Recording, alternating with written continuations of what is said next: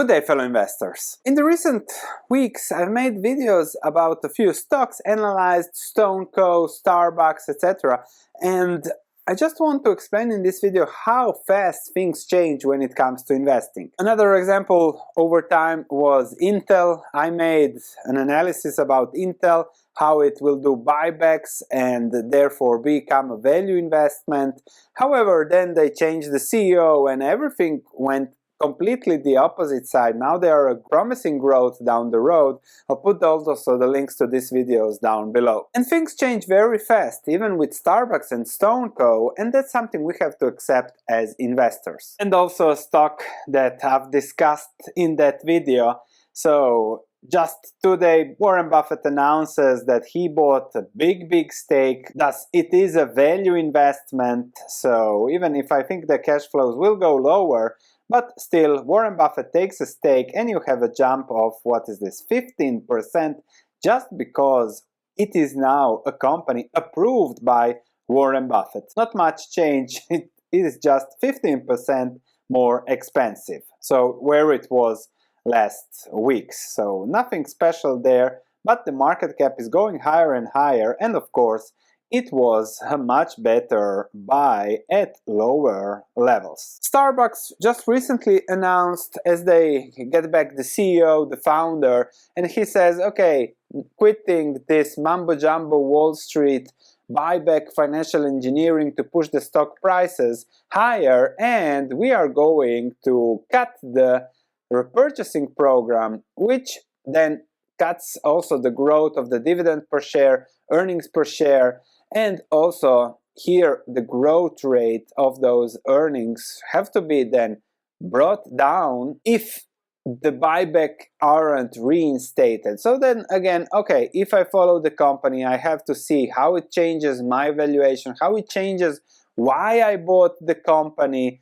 Did I buy the company because of buybacks, or did I buy the company because of the earnings power, no matter the buybacks? And that's something always you have to think, see how it fits your portfolio, your risk reward, and then adjust to it. And then let's also discuss these buybacks. Buybacks are the miracle wonder of the current Wall Street financial engineering mania, and yes, those work. The company that started doing buybacks in 2013, the biggest company, is Apple. I don't know when they started, but you can see the very positive effect those buybacks have had on their stock. It's up tenfold over the last decade. And just look also at Starbucks. This was just a few months ago. They pledged 20 billion in dividends and buybacks after sales went miss.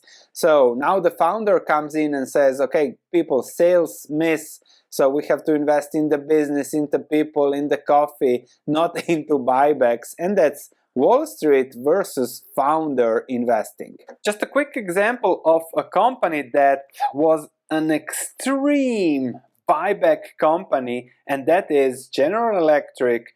The CEO wanted to retire and buy back as much share as possible to get better benefits, a golden parachute. He did that, but that also destroyed the company for other investors. The company is General Electric. And then on Stone, I get this message from Brazil how Stone is the disruptor that might get disrupted.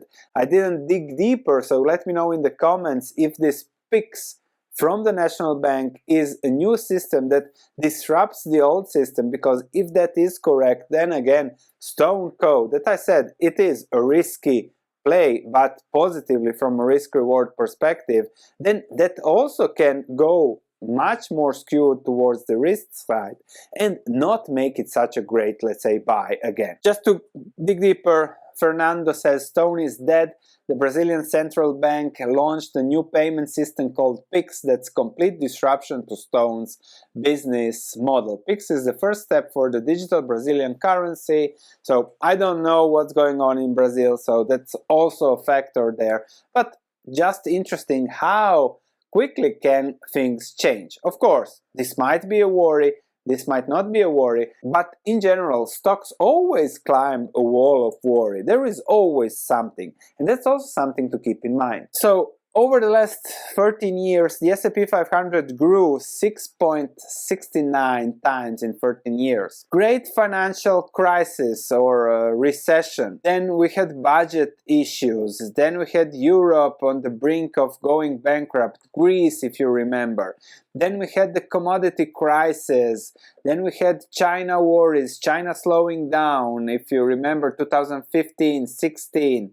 Then we had trade wars. Korea was also a big issue somewhere, I don't remember, 17, 18. Then we had, of course, the pandemic. And now we have interest rate issues that if the Fed raises interest rate, we might see a recession or whatever. So this was a big wall of worry. And stocks always climb a wall of worry. But again, then you have to see, is it worry? What is the risk versus the potential reward when it comes to investing? Especially when it comes to individual businesses, there is always competition. There is always someone going after you. So that's normal when it comes to investing. We have to accept those uncertainties, and the key answer is, if you invest in something, you can just lose what you invested, but if you invest in the right thing, the upside is unlimited. But then again, you don't have to invest into anything. I can get you an idea for investing a new one every week easily. But the fact is that we have to really watch those investments, but then invest only when we are sure, pretty sure that that investment will lead us to our goals. And the fact is that you only need 1-2 investments every decade, and if you do them right, then you'll do really well in life. The industry looks like you need to be a bunny on Duracell, just doing, but that's completely opposite from the truth. You just have to accept that investing is a long-term process, and let's say this is your investing life. So exactly 40 years, this is the average investor life cycle. So you will see a lot of things depending on where you are in the cycle. But if you have 40 years, if you're a beginner, if you have 40 years ahead of you, then you'll see a lot of things. If you're my age, then we also have hopefully 40 years ahead. So we will see flash crashes, 87, 22% in a day. We'll see who knows what recessions. We'll see a bubble burst, maybe sooner than later. Then we'll see a great recession, depression, debt crisis, so pandemic. So that's normal. You just have to see what fits you, at what price you are happy owning, and then always think that it is a long-term life cycle process investing. And this is what I do on my research platform. I follow stocks, I do the coverage, so I have my Excel that updates automatically with the data, and then also I have here 30 stocks that I cover in depth, and then many other sectors and everything that I have analyzed, and then I come back to depending on price. If you want me to do part of the work for you, you can always check my stock market research platform. Thanks for watching. Let me know in the comments what you think of this video, and I'll see you in the next one.